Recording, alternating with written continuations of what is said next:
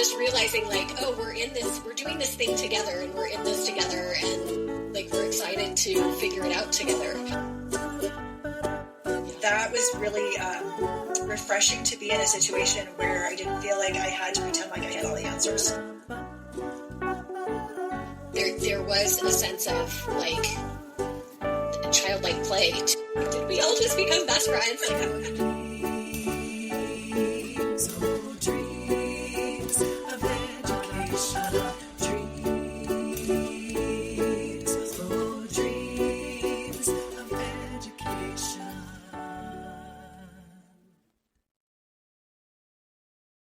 Hi, friends. Welcome to another Dreams of Education podcast with me, Kelly Tenkely, and my friend and co-host, Michelle Baldwin.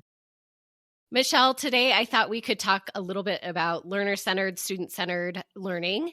And I know that we have touched on this in other podcasts because it's something we talk a lot about and think a lot about. But I know it came up in our last podcast right at the end. And so we thought we would kind of delve into it. And I think about this all the time because there's so much talk in books, in education circles, websites. There's so much talk about being learner-centered, student-centered. And what's interesting to me is we're so quick to put it on our websites to talk about how great and learner-centered we are in our education and in the learning in our schools. And yet, so often when we're actually in these spaces, there's no evidence to support that it's learner-centered. In fact, all of kind of these unspoken things around us are actually telling us that it is not learner-centered.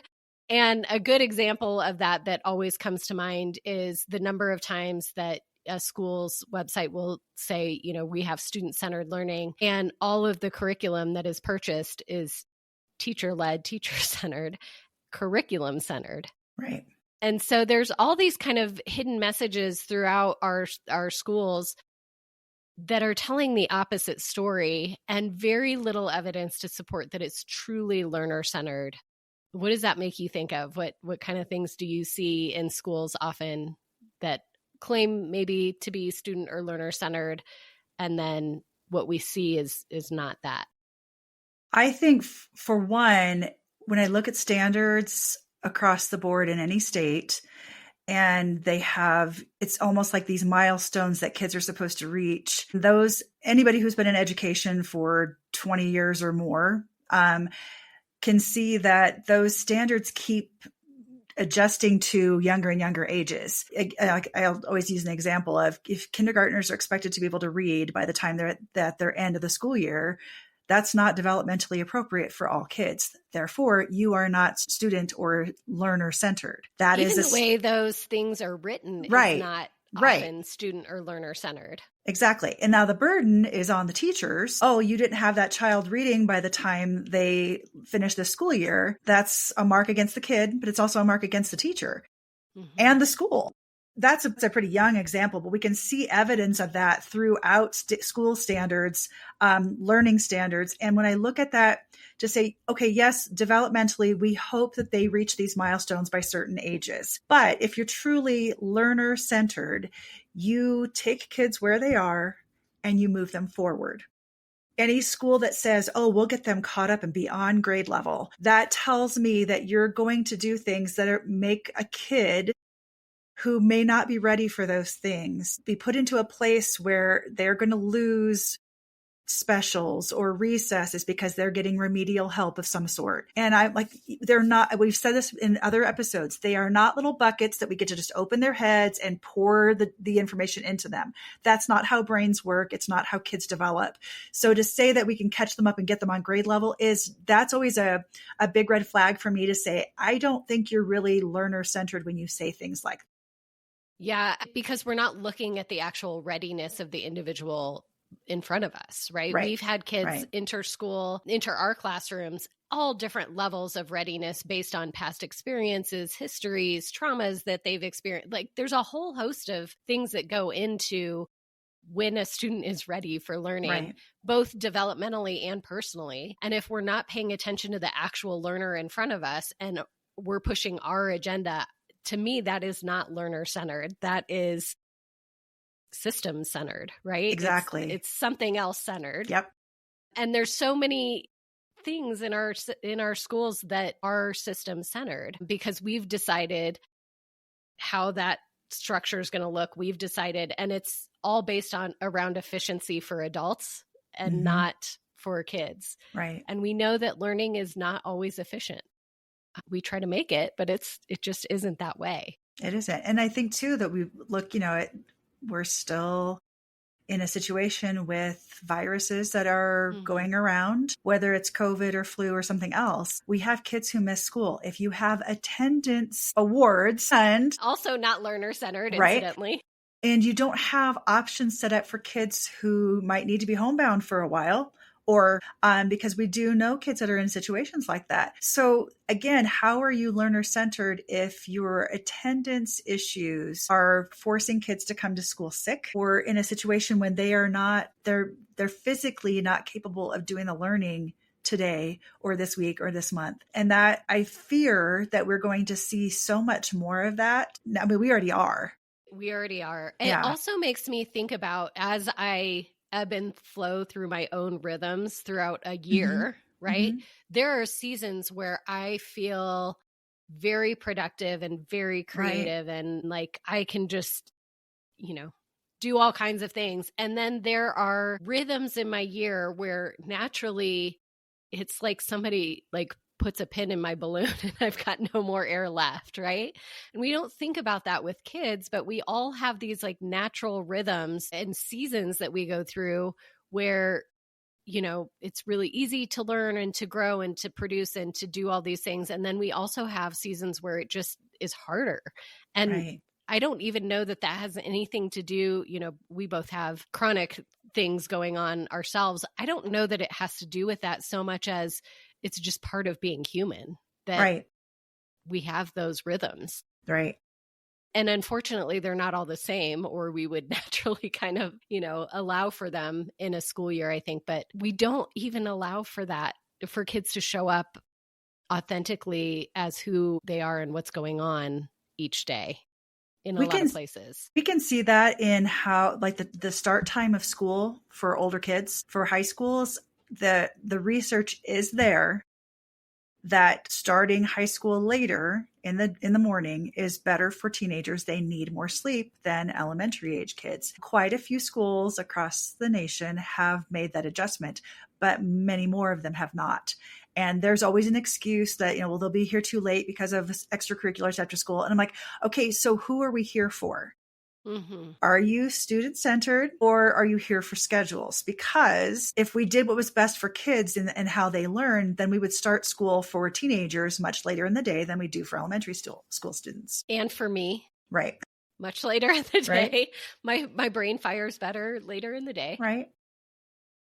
It's so interesting how many of these practices we don't even think about that are just so baked in that we can't see them anymore. And readiness to me is such a glaring one. And curriculum, obviously is dictating all of what that looks like. So it really comes back down to, like you were saying, we push these standards younger and younger, and then curriculum companies come in and build around that. And that's what gets delivered in a classroom. There's no room left for the humanity of who's actually showing up in our space. Right. We've talked about this before. That's very difficult to do when you have a classroom full of 25, 30 or more students at a time. It's Absolutely very difficult to give feedback that's timely and relevant and meaningful to each student when you have that many kids in a classroom. So instead of, there's a ton of research out there that also says that the ideal classroom is somewhere between 15 and 20 students. Yeah. Or fewer. Right. Yeah. I mean, we're 12, and right. I think we've done between 10 and 15. We talked about how in the early years we did that all in one day where it would flex between the two. I think that is probably a sweet spot when I look at how to truly be learner-centered. You can't get too much bigger than 15 and do it. Right. I mean, it just is not possible. I don't know that I love going too much smaller because we know the value of the collective intelligence in a classroom, the Right. collaboration opportunities. So you want to have some of that available. But yeah, too big, those class sizes that are so big, it becomes impossible for any one human to do that well and to see every student as who they are all the time well.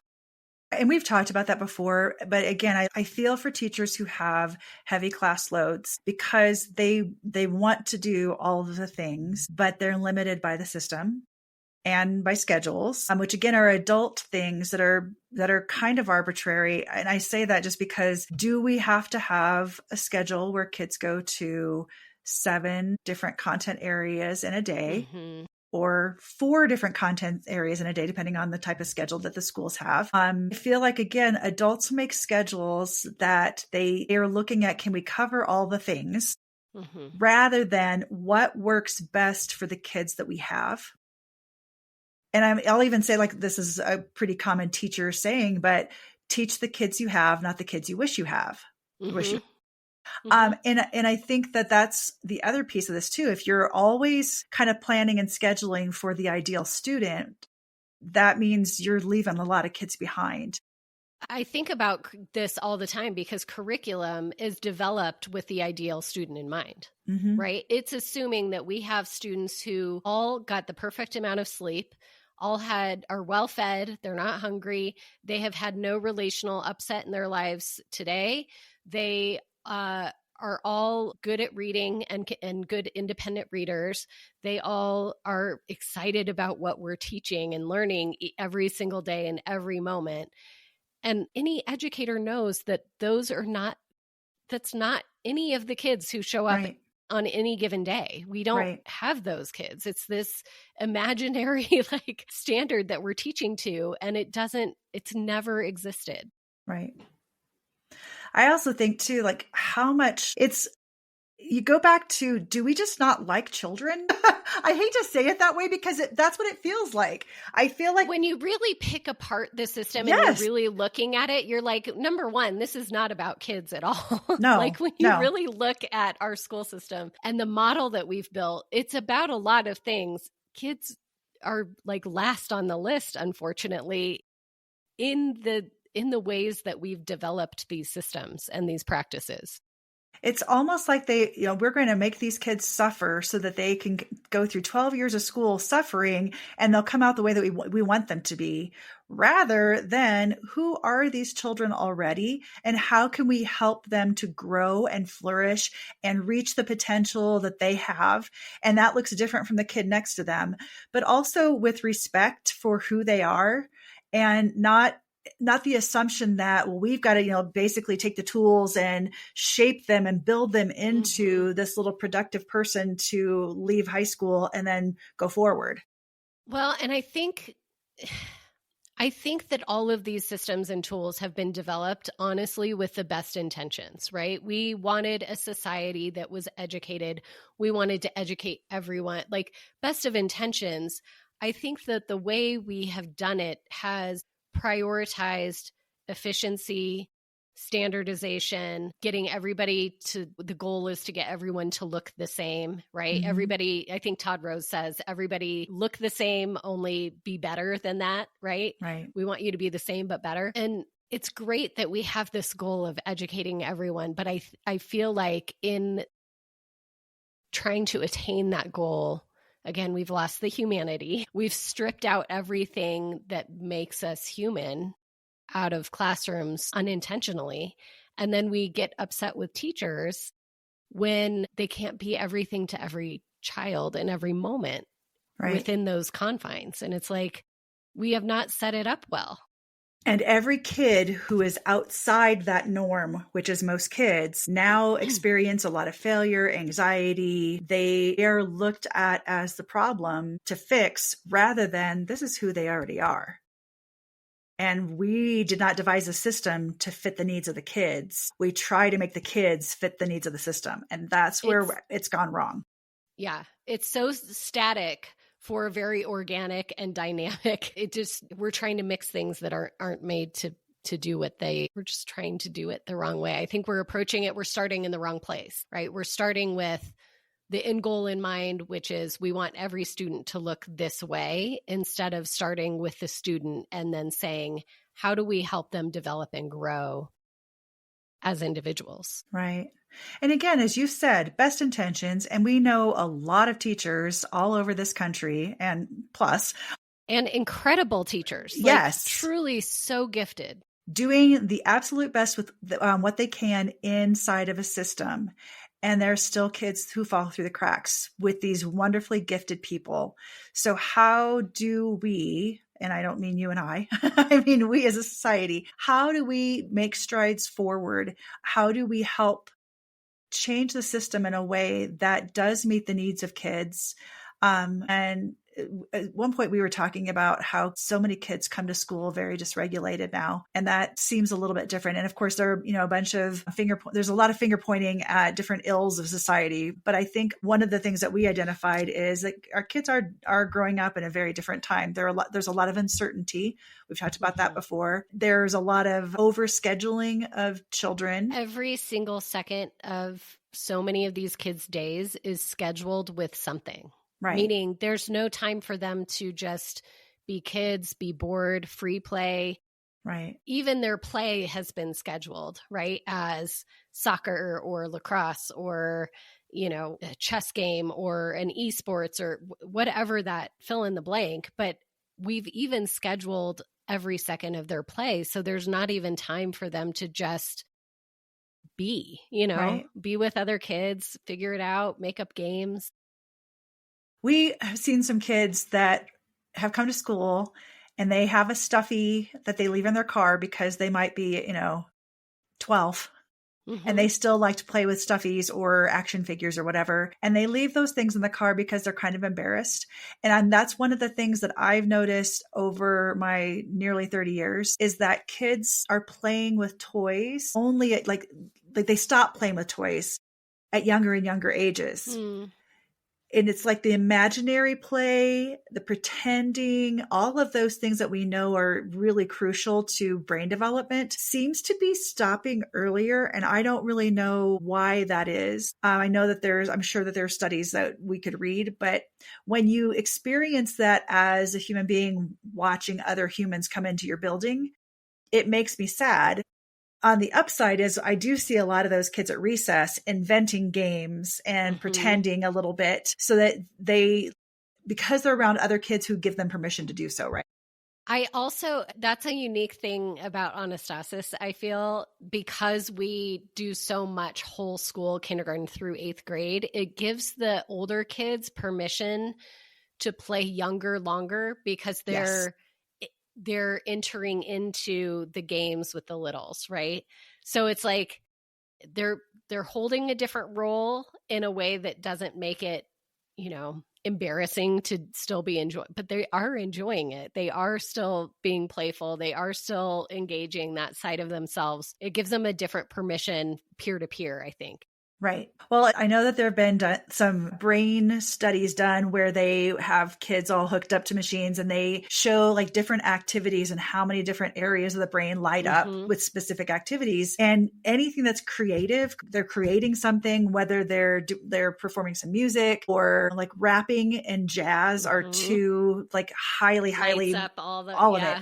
But using their imagination and pretending is up there also. And it's just one of those things too that I'm wondering, okay, how much of that do we pull out of in school when they're not at recess? How many times do they get to pretend or imagine while they're in a classroom? And that's, again, I know that that's something that a lot of it gets stripped out because we're trying to, again, back to the developmental piece, we're trying to push things that kids are not always developmentally ready for at younger and younger ages because we feel like, well, we got to get them, we got to cram them full of all the right stuff so that they're ready and so they can be successful someday in the future. And you're like, this imagined someday, we're not even preparing them well for that imagined someday.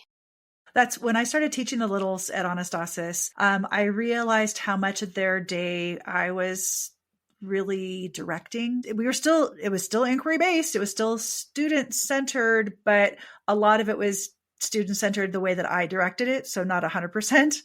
And Yeah. I realized, gosh, they just need to play. And so I built playtime into their day. And there were some days when I was watching them do, like they were doing like a math activity or something. And I was like, oh gosh, they just need to go play with these things. So they had manipulatives and they weren't doing what I thought they should be doing. And I was like, oh, they think those fractions are pizza. Okay, you know what? Just go play. Go play pizza store. We're going to have a cafe. Right? Yep. And they started doing these incredible, like imaginary stores or restaurants or whatever it happened to be. And from that, I'm recalling a Lego zip line somewhere. Yes. Yeah. All of those things. Right. And from that play, they actually were learning the concept I was kind of hoping they were going to anyway. Mm-hmm. But it happened during playtime that I kept out of. And I just remember there was like a huge epiphany for me because I was like, oh gosh, if I had tried to like force that on them, or we're going to sit still and we're going to listen and we're going to do this, they wouldn't have learned the thing that they learned in a way that was more meaningful to them. What stands out about that story to me, and I watch you do this masterfully every year, you're paying attention to the actual students in front of you, and you're responding to what is happening in real time rather than responding to what someone else has told you this time in your classroom is going to look like. You're seeing, we had this activity planned, which sometimes they would happily do whatever that activity was, but you were responding to, they're making up a game right now and they're engaged, they need play right now. And then on the back end, you're paying attention, you're noticing what is happening, you're listening to the interplay and the dialogue and the discussion, and you're pulling all of that understanding out of that experience that became more freeform than probably what you had determined to begin with. And the number of standards that you could list that came out of that playtime of now they're playing with writing. They're writing up menus and they're coming up with prices and they're counting money and they're, deciding who's going to do what and how the game's going to work and how problem solving. All of the problem solving. All of it. So you as the teacher then are having because you're fully immersed in the same experience, you're able to look for all of what's actually happening in this exchange through play. Right. And instead of the one focused standard that I was looking for, as you just said, I was able to say, oh my goodness, they just went through 4 writing standards, 5 different reading standards, several math standards. And all of that happened because I let go of the control and put those things into their hands. And they were just having a ball. But again, that's how kids learn. And the beauty of that was later on, when you were revisiting fractions, you had something that they loved doing that you could go back and connect it to. I remember when we were making those great pizzas. And then now they're thinking about the play, they're connecting it to something that is meaningful to them that they cared about. And the learning can happen in a way I'm not sure it could have happened if it was just dictated and they're filling in a worksheet mindlessly. Right. That's the difference. They're making connections that you wouldn't have necessarily known to make without allowing that to unfold the way you did. And having the freedom of a living curriculum that we've had, that made that possible. That's what we mean by a living curriculum. A living curriculum is endlessly adaptable to what is happening in front of us. Right. There's still some guidance that we still have standards on the back end. What's different is they're not prescribed in the order they have to be taught in. They're not even contained by a grade level, right? We just have open-ended, here are the things before students leave us, the competencies that we want them to be able to take with them. And you all were empowered to look for those in real time and riff. I mean, you guys were really doing jazz yourself, right? You're improvising with the students and it becomes this very relational interplay that is alive.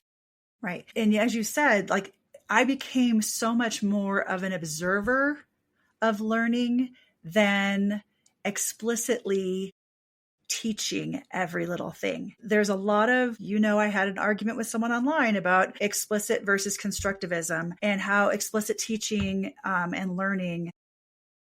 And if you're listening to us and you don't know what explicit instruction is, it's exactly what it says. I'm going to teach you every detail of this skill or concept that you need to know, and then you're going to go do it. And my response a lot of the times is, as a music educator, I have learned the Orff method of teaching. And Carl Orff was a composer, but also developed this philosophy, but also it just makes sense, right? That children can't learn music through explicit instruction. You have to first just give them instruments, help them sing, go through all of these things, make sound, make noise, then start building the framework and giving them context. So a lot of times they're mimicking. I'll play a rhythm on a drum, for example, and they'll mimic me, or same thing on the xylophones or singing.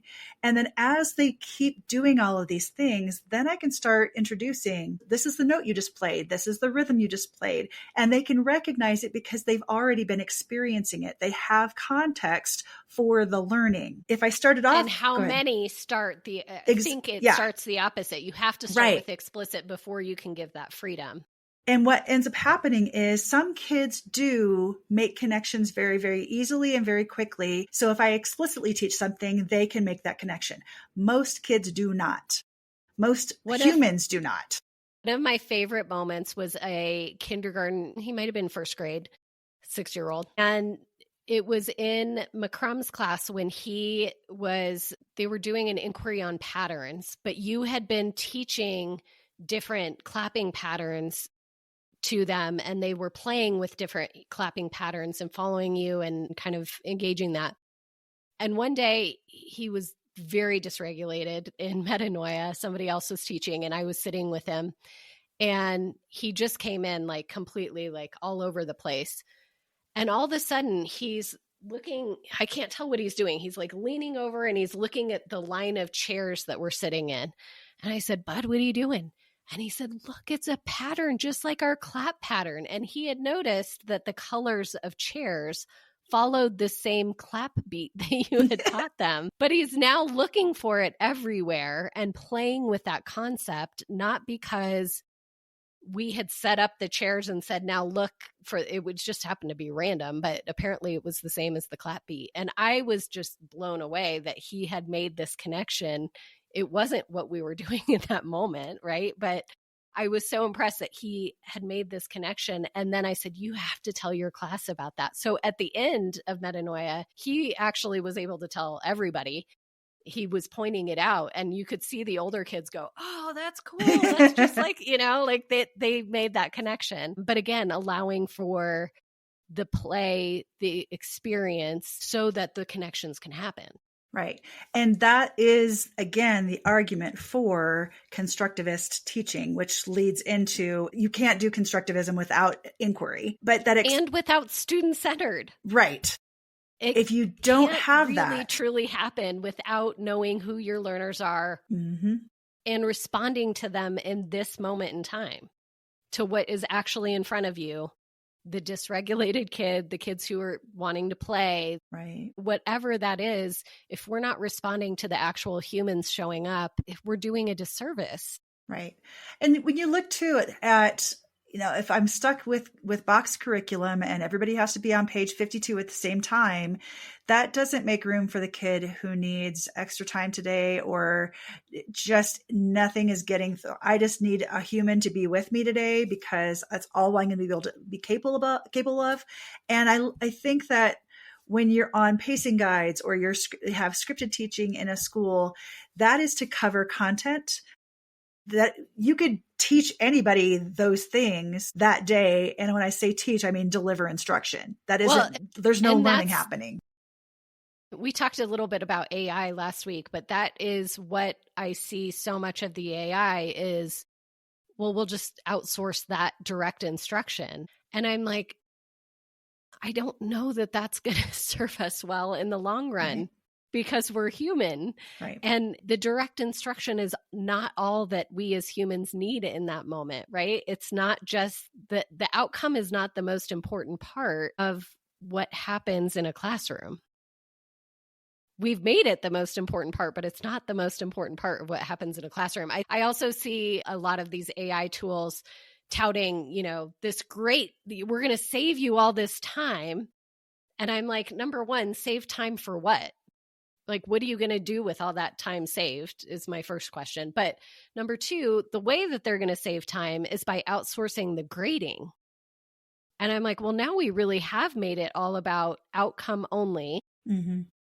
And as we've talked about, I was really good at outcome only, but I wasn't learning anything. I could perform, I could spit it back out the way you asked me to, but there was nothing internalized that changed me in any meaningful way. And I think about that experience of the kids playing and you observing and seeing, and then being able to respond to what was happening, which is the entire purpose of assessment. Right. Is what's happening and then responding to it. And I'm like, gosh, if we outsource that to AI, yes, it's going to be efficient. But how is that going to serve learners? It's part of the reason why we don't have homework at our school, because the process and the journey of what they're doing and how they get to the end result is far more important than what you see in that end result. And I know that there are going to be people listening who are like, oh, the end result's important. Of course it is. The product is important, but how they get to that product is vital for us to know what they understand. Equally important. Yeah. What they understand, what they know to do, how are they approaching something if it's a new situation and applying what they already know how to do. That is all part of how I can tell a parent, here's what your kid knows and is able to do. If I only grade that subject or that product, I can't get there. I was going to say, how many of us get homework back, right? When I was a teacher, I'd get the homework back. I have no idea how much help they had, if any. I have no idea what point the tears started. I have no idea if somebody else did it for them, right? I worked in a school where the product was the biggest thing. And so we would have these exhibitions where the kids were supposedly learning something. And then, it would come in and then the parents would all joke about what grade they got because it was actually a parent done assignment at the end of the day. And it's like, who is this for? What are we doing this for? It doesn't make sense. I can't make it make sense. Well, and when it doesn't make sense to outsource all of that and not see all the nuance of what's happening all the way along. And that's, like you said, why we didn't do homework, because we wanted to see the process of how they're thinking, where they're getting hung up, where they're asking questions or needing support, what sparks the curiosity, where they made connections that were unexpected. All of that matters to how we're able as professionals to step into that with them and co-create the process where they can get the outcome that we're looking for. When we say we didn't do homework, we didn't assign homework. That doesn't mean that kids didn't go home and learn.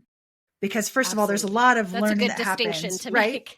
There's a lot of learning that happens at home anyway for a lot of kids, not every kid. So that you already talked a little bit about the injustice there. Some kids have a lot of help and support for homework at home and others do not.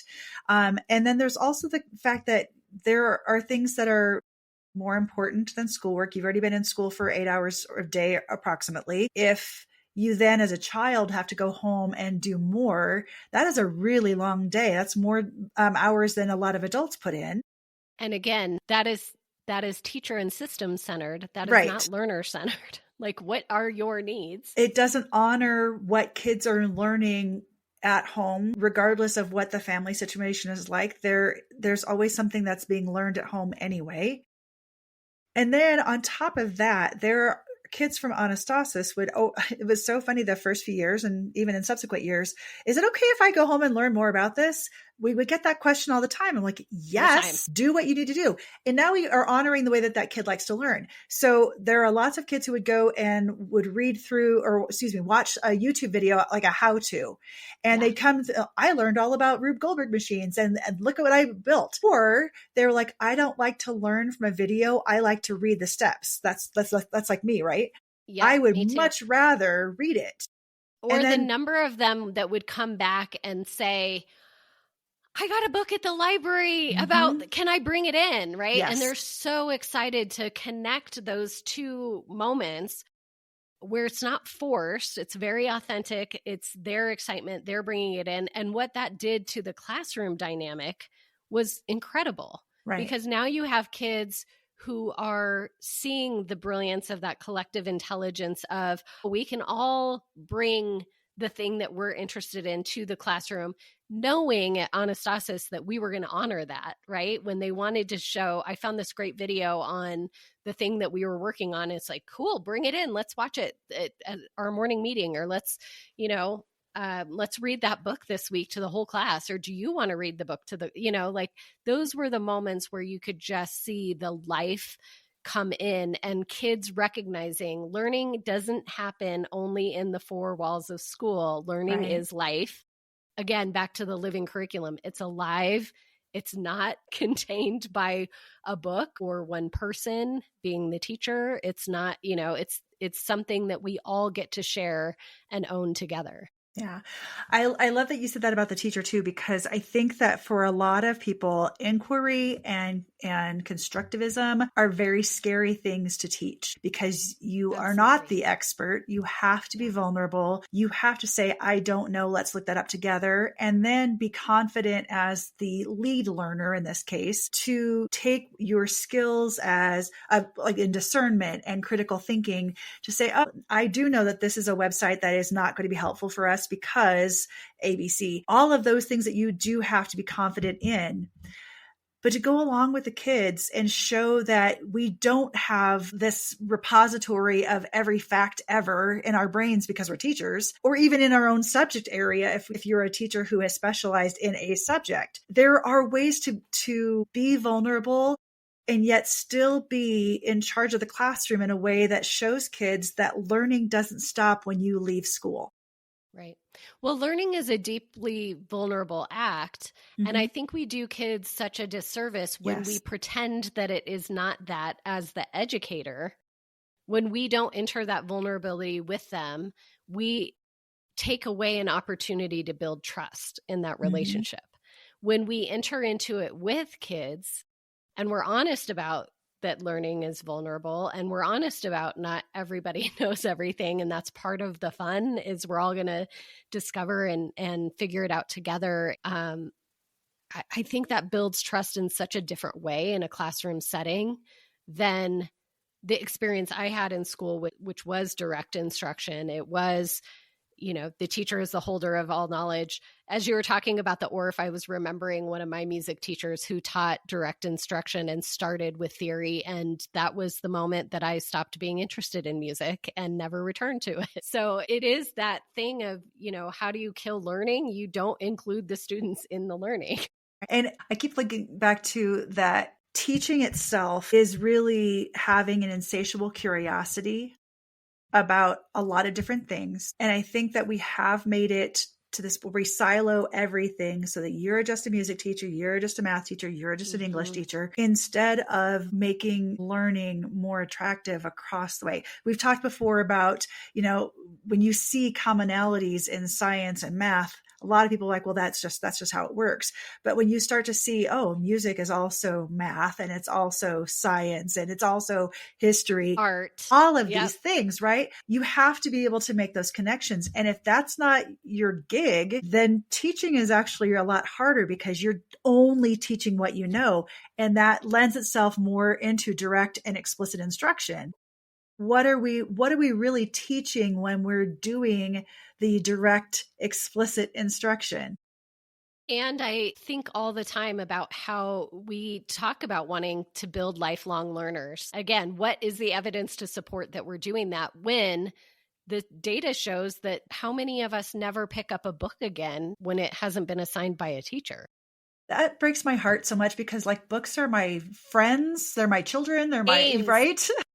I'm constant. You and I have that in common as well, but you see how many people are unwilling to engage anything that smells like learning outside of school because they've only experienced learning as a direct instruction. Can we also talk that there's a little bit of gatekeeping going on in education, or maybe a lot? Yes, we can. I think every once in a while, you'll see those lists that go by of like 100 classic books that everybody should have read. And then you check it off and you post it on social media. And I think back to like, that's a lot of gatekeeping. First of all, it's a lot of dead white guy authors. And it doesn't open up to, well, if that book is considered a classic, then why isn't something newer considered a classic, right? And how many of those books speak to how kids live now? When I was a kid, the Little House on the Prairie books were very popular. Yes. And I think back now, they're like, okay, well, there's a lot of racism in those books. And it's a very specific, I know I probably just hurt somebody's feelings and I apologize, but there's a very specific lifestyle that does not appeal to everyone. So why would I say every single person should read this book? They shouldn't. So when we keep talking about there's a term that we've used called edu-snobbery. And that's when you have done some gatekeeping or you're so overly passionate about what you teach or what you've learned that you insist everybody else has to do it the exact same way that you have or exact same thing that you've learned. And that again makes learning seem like this thing you suffer through rather than this beauty that you get to enjoy and kind of like, I just imagine like frolicking through a field and learning all of the things about the flowers and the plants and the dirt and the creatures that live in the habitats. That's exciting. But if learning has only ever been sit in this seat, don't move for 7 hours, except for maybe to eat, and 2 times a day you get to go to the bathroom, that makes learning. And why would you want to pick up a book if that was your experience? Yeah, it depresses learning experience and it makes it it's such a scarcity mindset. The way that direct instruction, the way that our most classrooms look are so rooted in this scarcity mindset, which creates this unhealthy, unnatural competition in learning. The idea that there's winners and losers in learning. And you're like, how is that learner-centered? How is that student-centered, right? Because what we know to be true about learning is it's abundant, it's ever unfolding, it's still unfolding. I remember in school thinking somebody else, all these people have already discovered everything there is to know about learning. And imagine my surprise when it was like, we're still uncovering and trying to understand this theoretical math. And we're still trying to understand what it means for us in this it was this revelation of like, there's still people who are uncovering. There's still a lot to be uncovered here. But the way it was taught was so definitive, as if like, and now we know. Right. And now we know all the things. And there was no room for me. And the whole purpose of the learning was, well, so someday you can get a good job and be a productive member of society, right? And it's like, no, learning is so much more than that. And there isn't an endpoint. And the endpoints, the endpoints that we put into place through tests, right? Every test I took told me the learning was over. Right. And now there was something else that needed to be crammed. And graduation tells us, and now the learning is over and you're done here. And the reality is lifelong learning is never ending. It's that abundance. And I think we've got such a kind of a push-pull thing going with the implicit messages and some of the explicit messages in school are that it's scarce. Learning is scarce. And it's finite. And it's all these things that are just bananas. Approaching learning from the deficit model is always, we have to fill in what you don't know. And we know better than you do. And, okay, so we can say, yes, as adults, there are things that we know children need to learn. We've created those standards. We have those things. Yes. However, that deficit model is always telling kids, you don't know better than I do right now. And you're going to have to do what I tell you to do because. Right. And there's, like, we keep talking about rigor in education and how much you and I hate that word. It's rigid and unmoving. And that shouldn't be what learning is about. But we connect that word with learning and what happens in schools makes me insane. Makes all the kiddies cry. Yes. But if we look at it, everyone can learn. I know in a previous episode, we talked a lot about how students, a lot of times who have IEPs, if I look at that IEP from a previous school and I look and I see the things that they have legally required as accommodations for a student, and I'm like, well, duh. That's something we should naturally be doing for a lot of kids.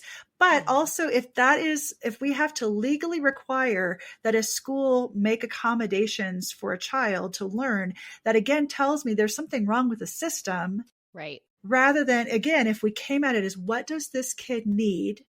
And then I'm going to do that as how we do business, not as, well, this is an exception because this kid is qualifying, right? Yeah.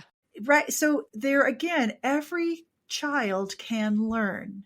Yeah. That is our philosophy all of the time. And how we move forward depends on that individual student. If I have these, arbitrary standards of rigor, then I'm automatically going to look at different kids and say, well, that kid's not going to get there if I keep doing things this way. And you're going to define them exclusively by their deficits. Exactly. Yeah. At Anastasis, we want so badly for kids to learn to be present with where they are right now and feel good about going somewhere instead of feeling bad that they're not there yet. And I think about the way that the system works. It so much made me feel bad about where I wasn't there yet. And I think about our definitions of success and how much I've had to undo as an adult because of that narrative that got repeated over and over and over through the systems in place, not anybody explicitly saying those words to me, but so much of what we think of as success is like, well, when this end goal happens, then I'll know, instead of being present with where we currently are, seeing I can make strides towards my goal and I can appreciate that where I'm at. Right. In that process, we are so conditioned through the way that we do school to feel bad about not being where we think we should be at any given moment. There's enough of that in just being a human as it is. It is human nature to compare yourself to other people. We get that. Why add any more on top of that in school? Again, I wonder if that is human nature or if it's so conditioned that we believe it's human nature. I think it is. Because you look at young kids and they're not playing that game yet. Like they haven't developed the ego to compare in that way yet. I think they do in a way that helps them learn. And here's where I'm coming from. Like if you watch toddlers and they're playing, it's a lot of individual play. They're not quite ready for parallel play, but they do look around to see what the other kids are doing sometimes. And then they want to go do that too. So it's already a comparison that isn't necessarily an actual thought in their head. Yeah, I guess I look at that more as like relational, like who's in my tribe. Maybe? I don't know. I haven't thought enough about this to have a strong opinion yet. But. It's again, when we think about like our child development classes and any subsequent coursework that we've done in child development that tells us, at certain stages and around certain ages, right? This is why your child would be doing this. And when you start to see them playing in the same room as other kids, but they're still playing independently, that's very developmentally appropriate. But then as they start to get older, it's automatically, I'm the fastest one. Or I you know what I'm saying? I just wonder how much of that is just baked into everything that surrounds us from birth in this country. Yeah. I don't know. It's hard to separate because it is so part of the water we're in. I don't know if it's. But sometimes some kids have this desire to win. Example, my 3-year-old granddaughter, if I want her to go do something and she doesn't want to go do it, I'm going to turn it into a contest. Oh, you haven't finished your lunch yet? I'm going to finish my lunch. Ooh, I'm going to win. And anytime I say that, she will start eating. Same thing. Oh, it's time to go upstairs to go to bed. I'm going to race you up the stairs. There's something in many kids, not all, that if you turn it into a kind of a contest, they want to be the winners. And we see that when kids line up after lunch, right? I was the kid though that maybe because I have less of that desire that, I would have been like, all right. It's not every kid. We do see they're the kids that are perfectly happy to just trail along at the end and get there when they get there. And they don't care if it's a contest. And then there are others that are so competitive right away. And like, who put that into you? Or were you just born that way? I'm the one who I just want to play a game. I don't care who wins. I'll enter into the banter and that kind of thing, but like, I'm just glad you're interacting with me and we're doing a thing together, right? Like, I would rather let you win. This tells you so much about who I am. I would rather let you win so that you'll keep playing with me. And I, on the other hand, have to win at everything. And if I don't, even in things I'm not good at, I'm like in this bad mood. And I'm like, I'm 55 years old. This is just, it's kind of ridiculous when you go to Top Golf and you don't beat the people who are actually really good golfers. Again, I can play, but these are the things we know about each other. And as we see this in our classrooms, and part of it is our learner profiles, I think really help us to set up to see, oh, I know who's going to be more competitive. And how do I help that child that I know is naturally competitive? How do I help them feel okay with not always being the best at everything? Because that is a skill that they're going to need to learn. Otherwise, they're experiencing a lot of frustration and that turns into anger. And we've seen that play out. And we're not trying to counsel kids, but we do recognize these things in our students.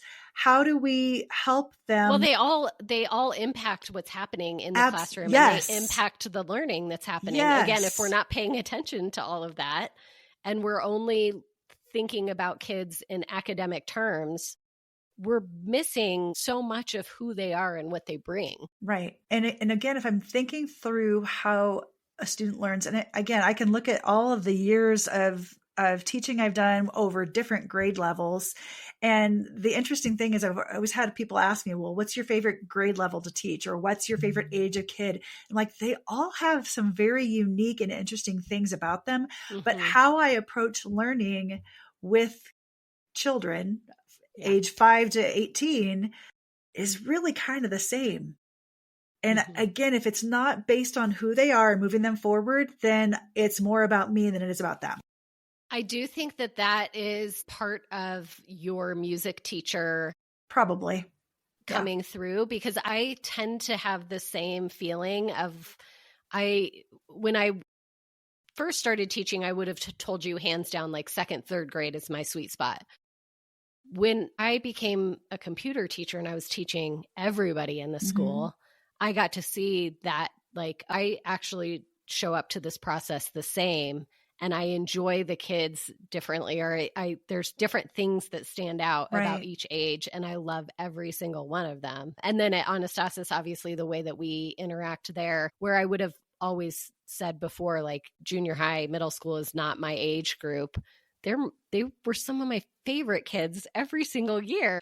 And the things that we could do with them and the places we could go and the way that they saw, I loved every single age. And that's, I think, says a lot about who you are, because the insecurity as an adult when you're around children shines through based on which age group you dislike the most. And I can say that when I first started teaching, I did not want to teach anything but high school because I wanted to do certain things, and high school kids were fine. Middle school kids, because they just show up differently, right? And they're so creative and impulsive in such a glorious way. But back then, as an insecure younger teacher, I struggled so much because I didn't want their attitude. I didn't want their flippant, again, I was there for me and I was there for the system when I taught 7 through 12, but nobody really prepared me for this is what 7th and 8th graders are like. And this is how you approach them. Nobody prepared me. I think the reason I didn't want to teach that age group or would have hesitated was because it was my least favorite age to be. Oh, yeah. It just brought up all of the wounds of that age, right? It reminded me of all that awkwardness and all the things that came from being that age. But being around them in a way where we can engage them the way that we do at Anastasis, completely changed my mindset about that age group. It took me a really long time to, again, individual kids I love, but to teach a group of 13, 14, 15-year-olds was always hard for me. And as I said, it took me a long time to get there because it was more about my insecurities and how they would, looking back at it now, I can say it was definitely me worried about how they would perceive me. Or did they respect my authority? Which was so ridiculous, right? It's so ridiculous. I heard you as Cartman right now. I am also thinking about, as a music teacher or as a tech teacher, one of the great things is we got to see them grow up year after year, which changes the relationship as well, because you remember them as the cute kindergartner, even though now they're 13, right? And the same thing at Anastasis, like we knew that we've known a lot of those kids since they were 4 and 5. And so getting to see them at every age, continue to interact at every age, see how they change and interact differently and collide with different ideas and peers. And I don't know, it was so fun every single age to see them. Right. It's also like, I think that the older the kids get, the more like down to business we assume that they have to be. And I know again, because it's back to the curriculum telling us they have to know all these things or their lives will not be successful in the world. Even at Anastasis, I know I would like slip back into that. We have to be more serious now that we're older. Rather than like with the littles, you expect them to not always pay attention, right? And like it's like all the herding cat metaphors for the little kids. But when you stop to think about, okay, how am I interacting with these little kids when I do feel like I'm herding cats? Mm-hmm. I'm not yelling at them. I'm not telling them to be more serious. I'm not telling them to, get your mallets in the right position. There still has to be that level of play. And if you keep translating that through into the upper grades, that's when it's a lot more successful, but also you feel better about the interactions that you're having with those kids. I think the hard part with those older kids is they have these moments where you're like, you can see the glimmers of the adult thinking that they're going to do and like the brilliance that they're going to bring into the world. And then in the next moment, they're like flipping each other's hats and, trying to touch the ceiling and doing whatever they do. And you're like, wait, it's like the cognitive dissonance for us is like, wait, I thought I was having a good conversation with an almost grown up. And now you're like, you're wrestling like otters again on the floor. Yes, exactly. Yeah, that's true. It's, again, I feel like I'm really good at preaching this, that I keep saying kids are kids are kids. And just because they turn 18 doesn't mean that they stop being a kid, right? But it's as a human being, and I have grown to be very aware of it, when I am thinking about the individual rather than a large group, I do so much better. And so if I look at a large group of kids, which in our case might be, 15 kids at a time, as 15 individuals rather than this class of 8th graders, then I am able to remember why I'm here. How am I going to approach these individuals? Are we just having an off day? I think, again, for me, because I would see them in music once a week, I tried to cram the end of the day. Right. Get to cram just a bunch of stuff in there. I'm like, come on, we have to learn this before the end of the year. And that really wasn't the way to approach it. So when I could take a breath and a step back and just go, you know what, today, this is what we're going to get done. And again, when you have a living curriculum, regardless of what it is, that fits the kids. We have so much freedom because there's not the concert at the end of the year that's always this huge production that it has to look the way it looked last year, right?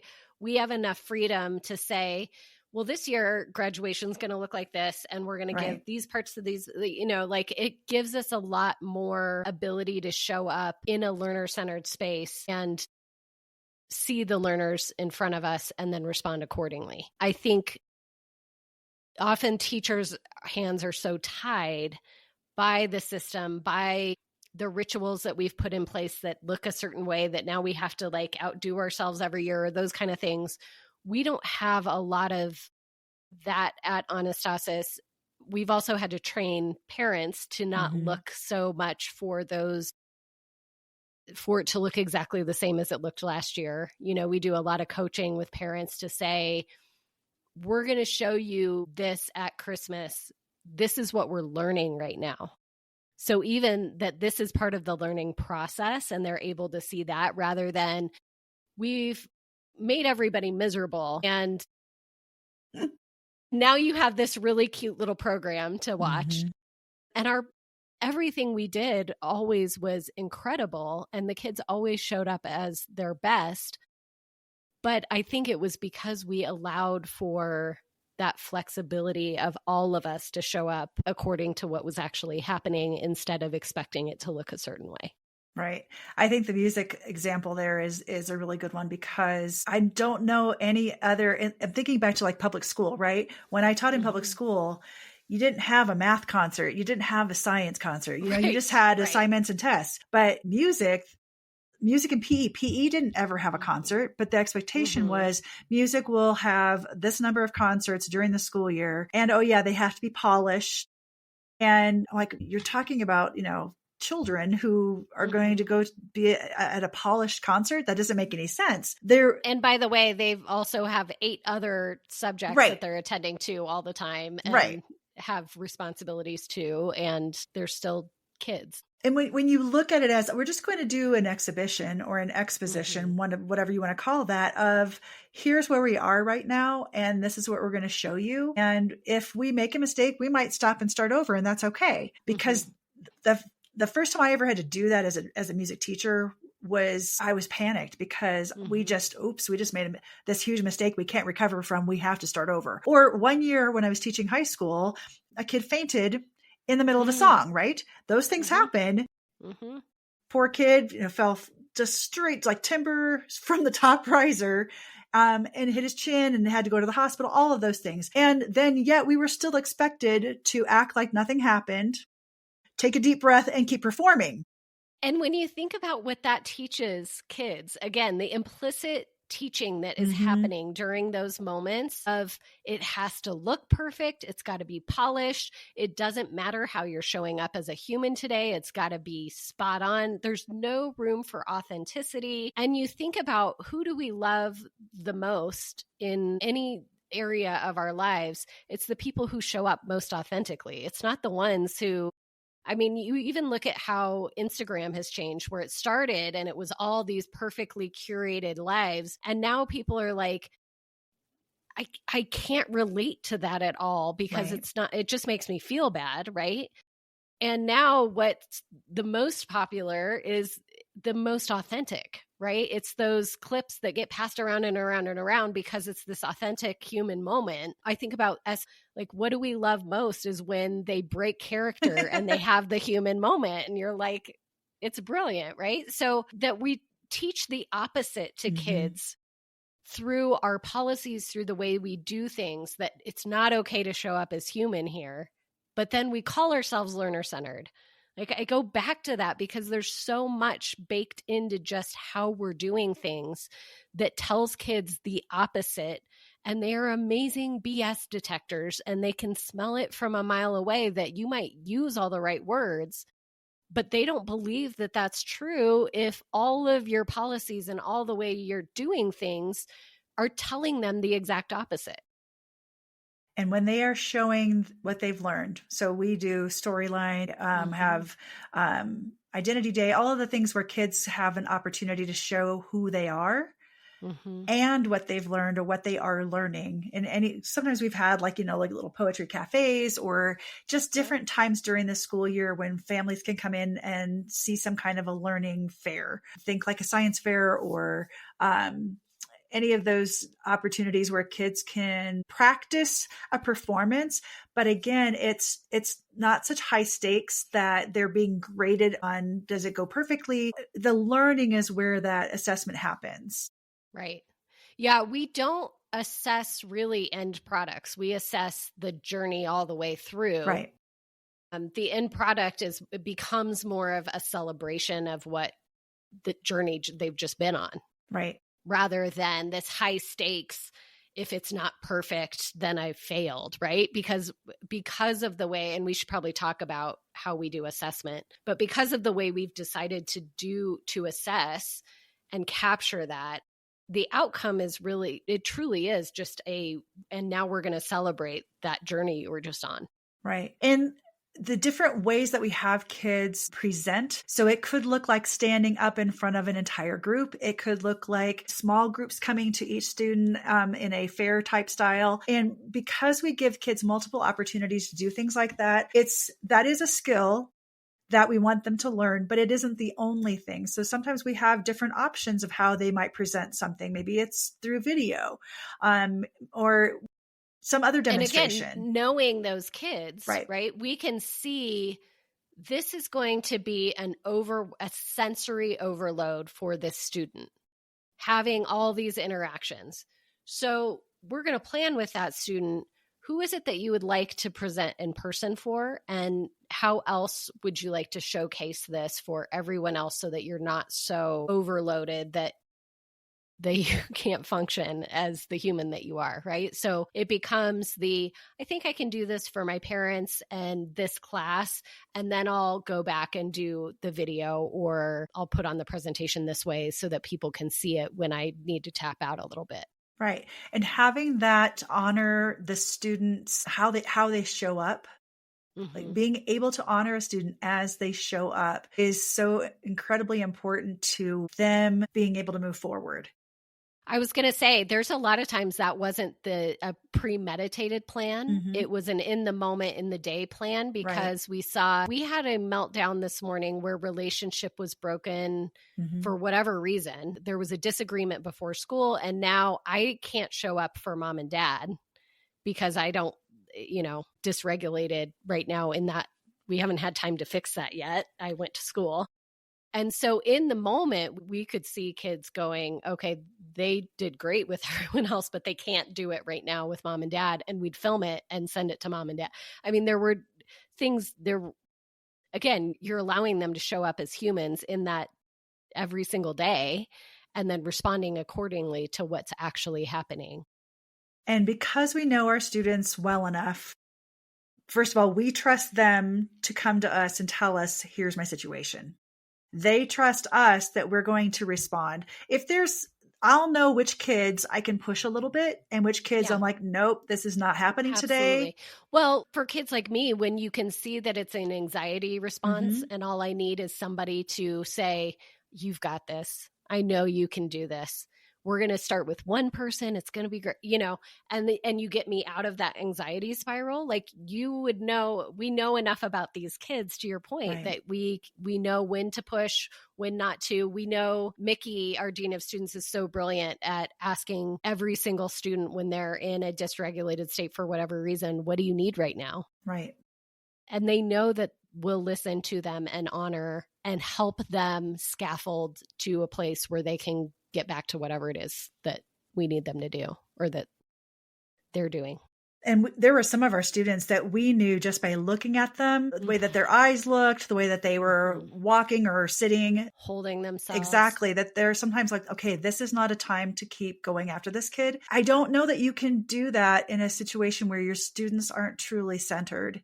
If you say that you're student centered, but you're forcing kids to all do the exact same thing at the same time, that to me is, again, that's a systems oriented situation and not what does each kid need.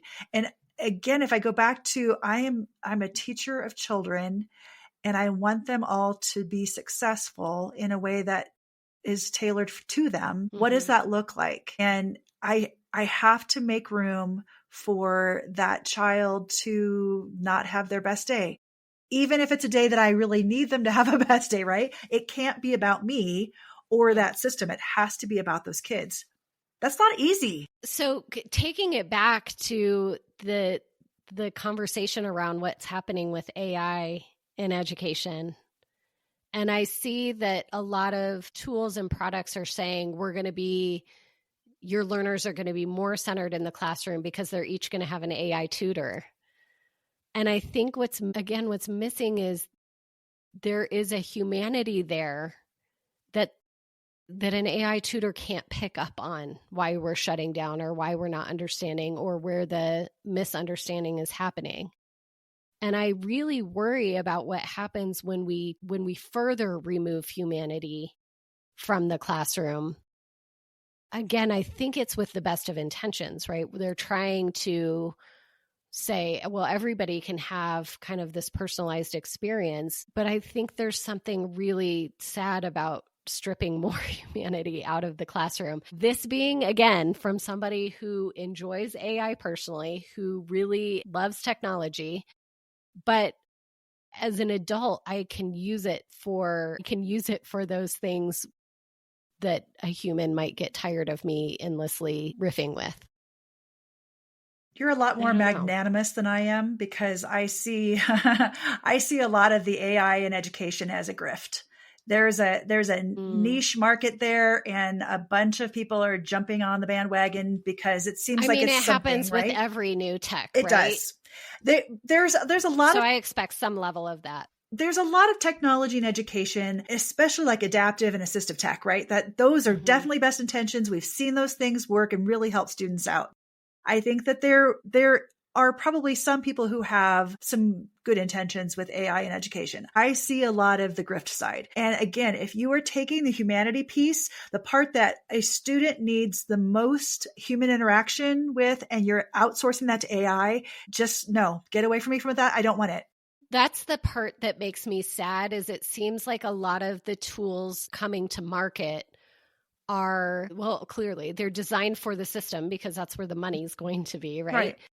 But by designing for the system that already doesn't see students well, and now you're designing it so that it sees them even less. And who's programmed it? And I know that there are teachers, because I would have been one of these, who will use it so that they can have more human moments with individual students and with their students, right? If you have a class of 25, I did this with iPods back in the day. We had little nanos. And when I was doing a reading group with 4 or 5 kids, I would have the nano with the instructions that they could go back and get my help while I was working with those students so that we weren't interrupted in that time. I know that there are teachers who are going to use these tools in that way so that they can have more of those human moments with individuals in big classrooms and still feel like they're meeting needs. And I also see so many rushing to create more crap worksheets and more outsourced. You know, when you've outsourced all of the learning and the assessment, I don't understand why we're gathering together. So what you just said before about using the nanos, that is an old tech that is now we're substituting AI and paying more for something that we can do with old tech. Why wouldn't we just use the old tech? If what our students need is to have the explanation or the directions verbalized, whatever, restated, we can do that by recording ourselves, video, audio, and provide that for students while we're working one-on-one with someone else or in a small group. Again, if we're using AI to fill in as a tutor and to anticipate the needs of the students, that is a human thing that we need to keep human. Yeah. And we talked in the last episode. And for all the reasons that we just said, of noticing what's going on with it, that it just isn't going to pick up the same as we can. Nor is it going to respond in a way that a child needs human connection in that moment. We talked in the last episode about the Eliza effect and how when we start to give human qualities to something that is not human, it deteriorates relationships that are actually human. And now we become more dependent upon something that isn't really human. Anybody who's ever tried to get customer service through a bot, you know the frustration. If it's something that's, tier 1, easy peasy, the bot can answer it. If it's anything more complicated, you're going to go in circles with the bot because they don't really know what you need. And you just I just want to speak to a human, right? Yeah, I was going to say, cut to me yelling, representative. Yes. Pressing 0 on my phone. Yes. It's kind of the same mentality here when you have an AI tutor for a child. That AI tutor is nothing but a bot, and they can't react in real time to a human child's needs. We also know that they're not programmed by a diverse group of people who can now react to a diverse group of students and meet the needs without some bias in there. This is super problematic. And I fear the ones that are being used in the discipline model are going to perpetuate the myths and the tropes and the stereotypes that we already see are too prevalent in school anyway. Well, and to your point about the diversity, I think about how many, the diversity can look at all kinds of ways, right? It could be a a chronic illness. It could be literally anything. And if those voices are not in the programming, there's no allowance for the real humans that are showing up and interacting with those. Yeah. If you're in charge of scheduling a high school for all of the different classes, right? And you have a schedule it all day. Great. Let AI come up with some suggestions and you can choose and then you can tweak and do whatever. I mean, there are already tools that do that. You don't need to pay AI extra money to do that. Just saying. However, if you're going to try to replace a human being with an AI anything, I'm always going to push back and say that is not the direction we should be going in any step of the process. It's just accelerating the bad system we've already put in place is the issue that I have. I would be fine with like, I believe that there are ways that AI can enhance what's happening in schools. I don't see that being necessarily what is currently happening. I see it accelerating bad practices so that we can do more of them faster. Oh dear. I'll go back to it again. It's not ethical. It's, in my opinion, it is educational malpractice to put a kid in front of something that does not have an actual human interaction for more time during the school day, basically pulling human interaction away. You're not helping that child do anything other than go through a set of prompts without any real-time feedback from a human. And sometimes real-time feedback isn't, oh, you did all of those questions on an assignment correctly. It's not that. Sometimes that kid needs to hear, I really like how you answered this question. Tell me more about it. That's where the learning is happening. And that's where my assessment happens. I cannot get that because some AI assistant can say, oh yeah, they answered all the questions correctly. Or I gave them these 10 prompts and this is how they responded. Yeah. That is not a human interaction where we need human interactions. Comedian Pete Holmes talks about, I can't remember the context, so forgive me, but he talks about how, we outsource so much of what we need humans for. And he uses the example of fast food. And he says, we can now get food very quickly, but it's made by someone who doesn't care about our health, who doesn't know us personally, who doesn't love us. We're getting all these needs met by this disembodied conglomerate, which is so different than somebody who loves you and cares about you creating a meal for you, right? Where they're like, well, I'm going to make sure you have some fruits and vegetables included here and that it's not all, processed and chemicals. And I think that may be a good kind of metaphor for what is currently happening is we need to learn with somebody who cares about us as individuals and who loves us and who wants to see our success, and outsourcing that to something that can't love and can't care, I think is the wrong move. I think you could even take that metaphor and go another step into, if I went into a chef-owned restaurant, not a chain, but that chef isn't going to love me, but that chef loves what her food is. And she loves the process of making something so incredible that she does in turn care about her customers because of how much she loves that food. And if you've ever gone to a restaurant where it's like a mom and pop, or where they really care about the quality of what they're putting in there into their the food, chef's menu. Yeah, all of those things. There is an art to it that you can't get anywhere. That's just a chain that's, microwaving some from frozen dishes that they have that are shipped to every chain in the entire country. There is a craft there. And I would say that metaphor plays into, sometimes we just love the learning so much.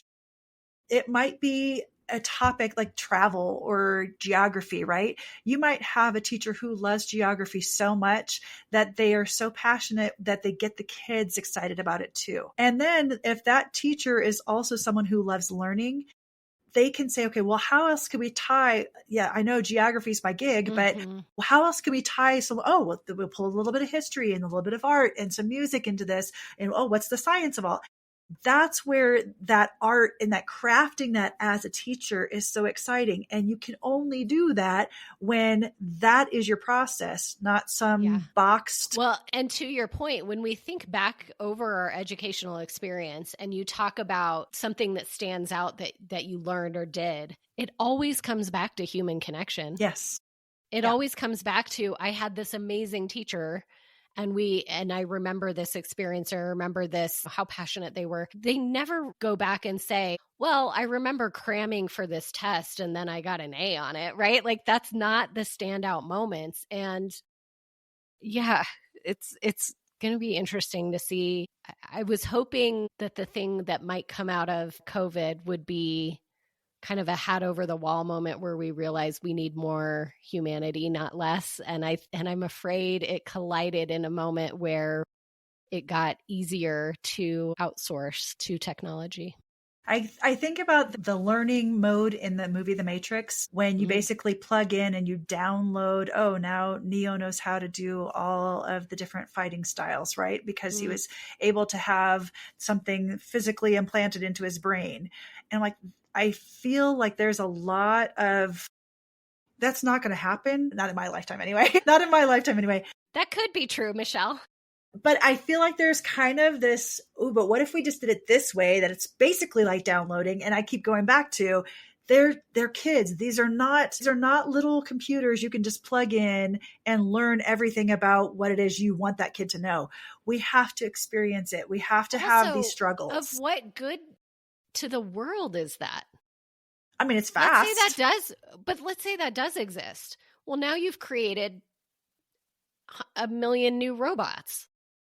How is that useful? There is a lot of joy and beauty in the struggle of not knowing everything, and you know me, I don't like to not know things, because if I don't know it, I have to look it up.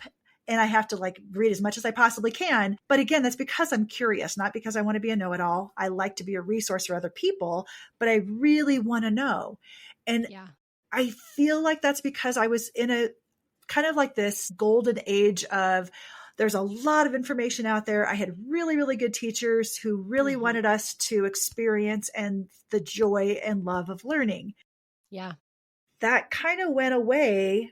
We could look at No Child Left Behind and some other things where it was quick, you get these kids as much information in these subject areas as quickly as possible and make sure they all know how to do this. I mean, even listen to that. No Child Left Behind. Scarcity. Yeah. In the very title of its scarcity mindset, instead of what you're describing, which was abundance. Man, we got to fix it. We got to hurry up and get our model ready to ship for everybody. Yeah, if you're listening to this podcast, Kelly and I have all the answers. Haha, just kidding. We don't have all the answers, and that's the beauty of it all. We don't. And that is the beauty, is if we have the freedom to keep learning and keep exploring. And man, I hope we're proven wrong in some of these things, but I just see us doubling down in all the wrong areas while paying lip service to all the right words. And I'm like, can we make a match maybe? Yes. Okay. I feel like I'm always like the one going, no, we can't do this. But and again, I'm just going to keep pushing back in the areas where I feel like we can do the most damage to kids. And I will never be able to co-sign a method or a tool that takes the humanity out of learning. Ever. I would agree with that. Yeah. I would agree with that. I mean, that's why we started a school. Absolutely. That very reason. How do we keep the humanity? I feel like next week we might talk about how we did assessment. I think that's a great idea. Talk about upgrade, because it so plays into this conversation of we touched a little bit on the assessment pieces, but I think to really describe how that process unfolded for us, because we tried other people's solutions first. Yeah. And we can laugh about it now, but it was miserable at the time. Yeah. So, cool. Well, we'll talk about that next week then. In the meantime, onward. Hey, Michelle, where else can people find you online? I blog at avenue4learning.com, and the 4 is the actual number 4, not the word 4. avenue4learning.com. And you can find me at dreamsofeducation.wordpress.com, which is my original blog. You can also find me at ktsplace.com, which is where I share a bunch of resources and kind of projects that we're currently working on. And we are both on Blue Sky at the moment, but not as active as we once were on our favorite bird. Come find us and connect with us in other places, and we look forward to connecting with you.